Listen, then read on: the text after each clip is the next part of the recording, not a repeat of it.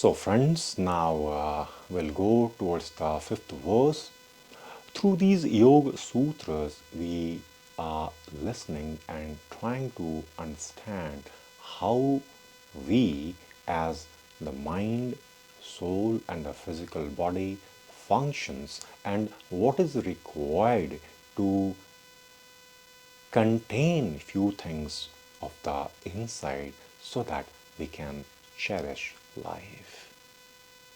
So these codes or the sutras from the Patanjali is letting us see what is happening inside, outside, and how these two are related to help us achieve the grand nature of us.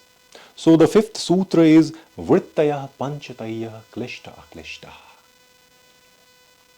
So Patanjali mentioned in the second sutra, Yoga Sutra Vritti Nirodha. Now he is explaining what are those vrittis or the fluctuations of the mind. So he is telling that the movements of the consciousness or the fluctuations of the mind are fivefold, which may be cognizable or non-cognizable, that is, painful or non-painful. So he's telling that the fluctuations or the modifications of the mind may be painful or non-painful. Pain may be hidden in the non-painful state, and the non-painful may be hidden in the painful state. Either may be cognizable or non-cognizable. When consciousness takes the lead, naturally the seer takes the back seat. The seat of change is in the consciousness and not in the seer. Consciousness sees objects in relation to its own idiosyncrasies, creating fluctuations and modification in one's thoughts. These modifications, of which there are five, are explained in the next sutra. They could be visible, hidden, painful, distressing or pleasing, cognizable, non-cognizable, and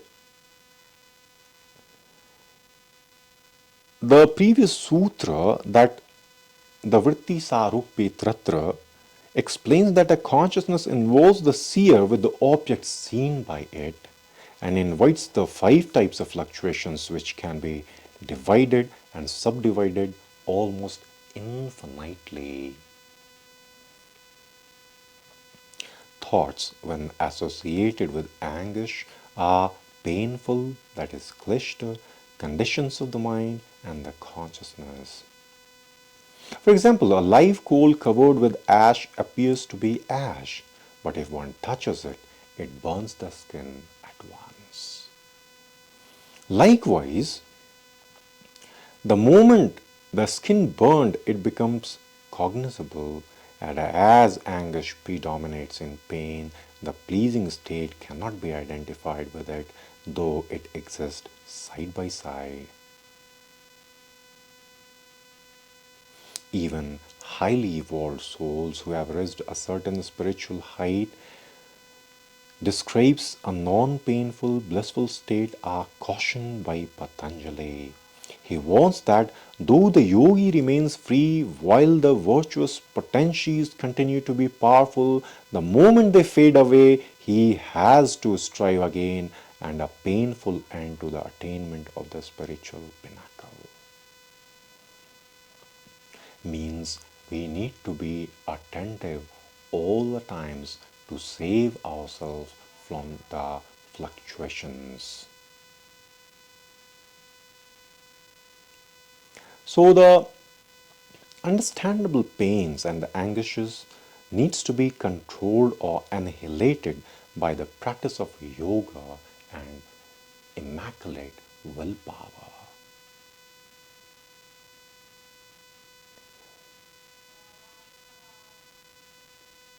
Freedom from the desires and by non-attachment, in addition to the yogic sadhana, are required to lead or to live in the blissful state of the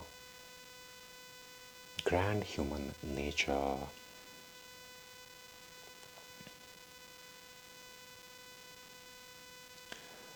So, Patanjali underlines the means of reaching the zenith of virtue, which is freedom and beatitude.